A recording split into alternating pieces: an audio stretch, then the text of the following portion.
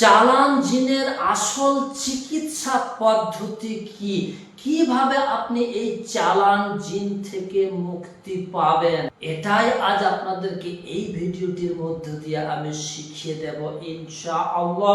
ভিডিওটির একটিও কথা আপনি মিস করবেন না, কারণ এই ভিডিওটির মধ্যবর্তী জায়গাতে আপনাদেরকে আমি বলে দেব এর থেকে বাঁচার উপায় কি এবং এর সঠিক চিকিৎসা পদ্ধতি কি। মনে রাখবেন, চালান জিন হচ্ছে মূলত জাদুকর তান্ত্রিকদের পাঠিয়ে দেওয়া জিন, আর এই জিনগুলো কিন্তু নোংরা ধরনের খবিস জিন হয়।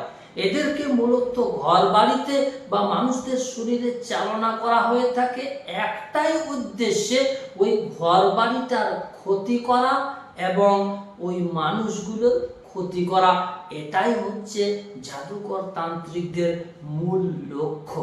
এখন এই চিকিৎসা পদ্ধতিটি আপনি দুই ভাবে করতে পারবেন।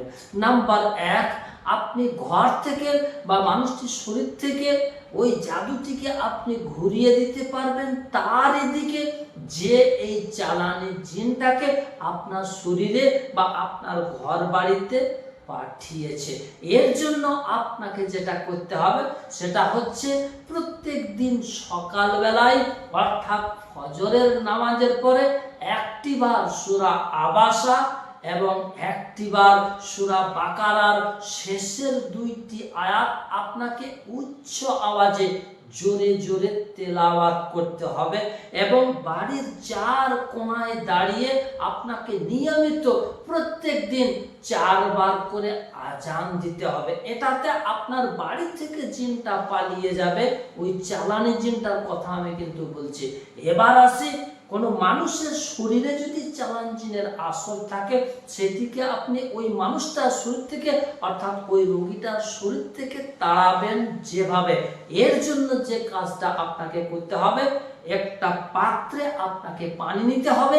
ওই পানির উপরে সূরা ফাতিহা 11 বার পাঠ করে 11টি ফু দিতে হবে পানিটাতে। 7 বার আয়াতুল কুরসি পড়ে 7টি ফু দিতে হবে ওই পানিটিতে।